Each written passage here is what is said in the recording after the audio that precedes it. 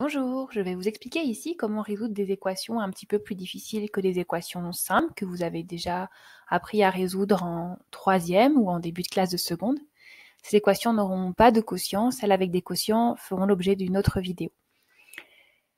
Alors, quand on a un problème mathématique, c'est bien de savoir les outils qu'on connaît. Alors, quand vous avez des équations, donc c'est du calcul littéral si on veut, vous savez bien développer, distribuer, et puis aussi les outils que vous avez pour bien résoudre une équation, c'est, vous savez déjà résoudre des équations du premier degré. Alors ce que j'entends par premier degré, c'est des équations par exemple du type 3x plus 2 égale moins 7x plus 5, ça vous savez bien faire. Vous savez aussi résoudre des équations produits nuls.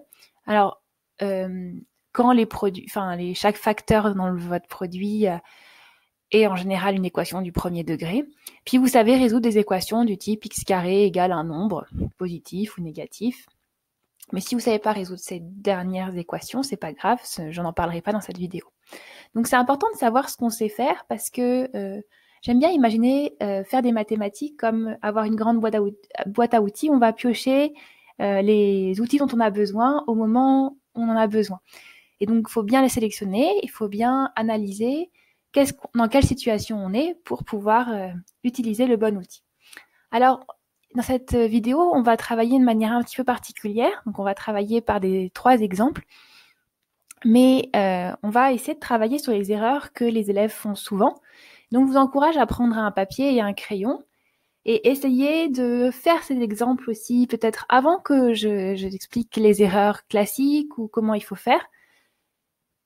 Et puis, j'aimerais que vous preniez un petit peu de recul et essayer de vous dire qu'il n'y a pas de mauvaises idées. Toutes les bonnes idées sont bonnes à prendre. En mathématiques, de toute façon, il n'y a pas une idée qui marche à chaque fois. Chaque situation est différente. Donc, il faut vraiment exploiter ça. Et puis, soyez bienveillants vis-à-vis de vous-même. Mais surtout, j'aimerais que vous mettiez du sens quand vous passez d'une ligne à l'autre. Pourquoi j'ai le droit de faire ça? Pourquoi je peux faire ça? On va essayer de travailler en ce sens-là. Alors, le premier exemple que je vous pose, c'est de résoudre cette équation. Je vous encourage à mettre pause sur la vidéo et essayer de la faire.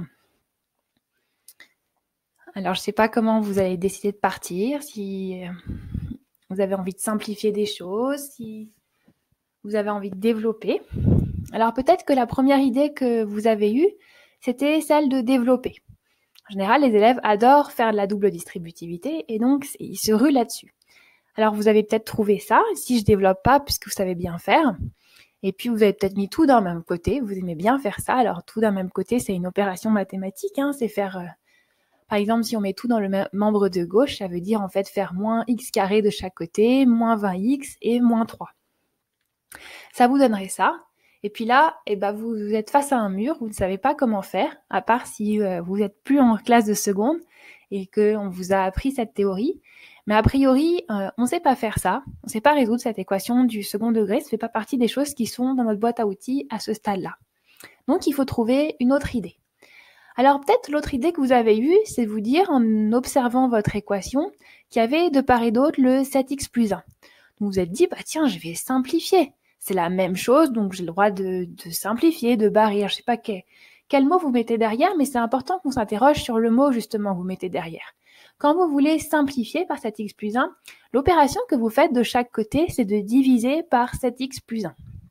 Alors, on a le droit de diviser de part et d'autre dans une équation, mais on n'a pas le droit de diviser par 0. Et ici, on ne connaît pas la valeur de x et potentiellement 7x plus 1 pourrait être nul. Donc, on n'a pas le droit de diviser par 7x plus 1 parce qu'on peut prendre le risque de diviser par 0. Ou alors, il faudrait traiter deux cas, mais je ne suis pas sûre que vous ayez l'aisance de le faire. Donc ici, c'est vraiment pas une bonne idée de vouloir simplifier par 7x plus 1, puisqu'on perdrait des solutions, on écrirait des choses qui sont potentiellement fausses. Ici, écrire cette équivalence, c'est faux. On ne peut pas dire que cette équation est équivalente à celle-ci. Une autre idée peut-être que vous avez eue, c'est de vous dire, je vais diviser par tout ça. Parce que si je divise par tout ça, après, je pourrais simplifier les 7x plus 1. Non, on y revient. Et donc, là, il y a deux mauvaises idées. La première, je vous l'ai déjà dit juste avant, c'est que diviser par 7x plus 1 ou diviser par 3 moins x, c'est le même problème. Potentiellement, chaque facteur pourrait être nul puisqu'on ne connaît pas la valeur de x. Donc, interdiction. En tout cas, ici, il n'y a pas une équivalence. Il faudrait se placer dans des cas particuliers. Et puis, en fait, ça n'a aucun intérêt de se ramener à égal à 1 parce qu'on ne sait rien sur 1. C'est pas très intéressant. Si vous vous souvenez ce qu'on a dans notre boîte à outils, c'est qu'on sait résoudre des équations du premier degré et des équations produit nul. Ici, on ne s'est ni ramené à l'une ni ramené à l'autre, donc c'était pas la bonne idée. Alors peut-être que vous avez eu encore une autre idée. Quand j'observe ça, je me dis, bon, j'ai pas réussi avec les outils développés. Je vais essayer d'exploiter ce que j'ai dans ma boîte à outils. A priori, c'est pas du premier degré, puisqu'en développant, on a vu que c'était du second degré. Donc, il me reste dans ma boîte à outils quelque chose que j'ai pas encore utilisé, c'est l'équation produit nul. Donc, dans produit et nul, dans produit nul, il y a produit et il y a nul. Donc, déjà, il faudrait que je me ramène à quelque chose qui est égal à 0. Donc, ce que je décide de faire, c'est de soustraire de chaque côté ce membre-là pour me ramener à un 0 d'un côté du égal. Donc, je me suis ramenée à ça. Donc, moi, je me dis, déjà, j'ai le nul. Maintenant, il faudrait que j'ai le produit. Donc, l'idée du produit, c'est de factoriser. Alors, j'observe mon expression et je me rends compte que pour factoriser, moi, je connais deux manières. Soit je repère un facteur commun, soit je repère une identité remarquable. Alors ici, c'est plutôt le facteur commun qui va me plaire puisque je repère dans chaque membre 7x plus 1. Donc je me dis, chouette, ça va être mon facteur commun. Donc je le mets en facteur et je regarde ce qui reste. Donc il me reste 5x moins 2, il me reste un moins et un 3 moins x. Je fais très attention aux parenthèses, elles sont ici indispensables si vous ne les avez pas mis source d'erreur. Et puis je peux encore simplifier tout ça et j'arrive à ça. Et donc là, je me dis, mais c'est super, tous mes problèmes sont partis, parce que ça, je sais faire, je maîtrise, c'est une équation produit nul. Je sais que quand j'ai un produit qui est égal à 0, alors forcément, l'un des facteurs est nul. Donc ça me permet de dire que soit 7x plus 1 est égal à 0, soit 6x moins 5 est égal à 0, ce que je traduis par un ou. En résolvant les deux équations, alors ici, j'ai bien détaillé, ça fait 7x égale moins 1 ou 6x égale 5. Et donc, ça me donne x égale moins 1 septième ou x égale 5 sixièmes. Et j'oublie pas d'écrire l'intervalle solution, puisque répondre à résoudre une équation, c'est donner tous les x qui vérifient cette égalité. Donc ici, j'ai trouvé deux x qui vérifient cette égalité, quand x y vaut moins 1 septième et quand x vaut 5 sixièmes. Voilà. Alors, je vous propose maintenant une deuxième équation à résoudre. Donc, je vous encourage à mettre pause et à essayer de la faire sur votre feuille pour voir les idées que vous trouvez. Alors, j'ai essayé une nouvelle fois d'imaginer ce que vous pouviez faire. Peut-être la première idée que vous avez eue, c'est de vous dire, tiens, j'ai une expression qui est égale à 0, donc forcément, chaque élément doit être égal à 0. Alors, ça, si c'était votre première idée, il faut surtout que vous vous demandez quelle opération, quel sens il y a entre ces deux lignes. J'ai même pas osé mettre un équivalent entre les deux. Ça me faisait trop mal aux yeux. Mais ici, peut-être vous êtes dit, tiens, j'ai une équation produit nul. Sauf que si vous observez, c'est pas un produit. Là, on a bien le nul, mais on n'a pas le produit ici. C'est une différence. Il n'y a aucune raison que la différence de deux carrés impose que chaque carré soit égal à 0. Donc ça, ce serait vraiment une très mauvaise idée, parce qu'il y a plein de manières de faire 0 avec une différence. Si vous faites 5 moins 5, allez, je vous mets des carrés. 9 moins 9, c'est le carré de 3. Ça fait 0, et pourtant, chaque élément n'était pas égal à 0. Donc, c'est pas du tout une bonne stratégie, parce qu'elle est fausse. Une autre idée peut-être que vous avez eue, c'est de vous dire les carrés vous n'aimez pas et vous avez envie de les supprimer. Donc vous êtes ramené à quelque chose qui ressemble à ça. Là, il n'y a aucune erreur, tout est correct puisque vous avez fait dans chaque membre plus 2x plus 3 le tout au carré. Donc là, on est d'accord, vous avez fait une opération qui est autorisée, qui conserve l'équivalence. Et après, vous avez voulu enlever les carrés, parce que vous vous êtes dit, si deux éléments sont au carré, on peut peut-être enlever les carrés. Et vous avez écrit ça. Alors, cette équivalence, elle est fausse. On a le droit, ici, derrière cet équivalent de vouloir enlever les carrés, l'opération que ce serait prendre la racine carrée. Mais le problème, c'est que la racine carrée d'un nombre carré n'est pas égale à ce qu'il y a à l'intérieur. La racine carrée de 5x moins 1, le tout au carré, c'est égal à valeur absolue de 5x moins 1, si vous avez vu la valeur absolue. et donc c'est pas égal à 5x moins 1. Ce serait un petit peu plus compliqué. Si vous avez vu la valeur absolue, je vous encourage à essayer d'exprimer ça. Ça ferait une équation qui est un petit peu compliquée. Ça ferait valeur absolue de 5x moins 1 égale valeur absolue de 2x plus 3. En tout cas, vous auriez plus de solutions qu'en écrivant ça. Donc ici, cette équivalence, elle est fausse. Donc on ne peut pas enlever les carrés de cette manière-là, en tout cas pas en écrivant ça comme équation. Ça n'est pas équivalent à ça. Donc ce n'était pas la bonne idée si vous ne maîtrisez pas les valeurs absolues et la rigueur qu'il faut derrière enlever les carrés.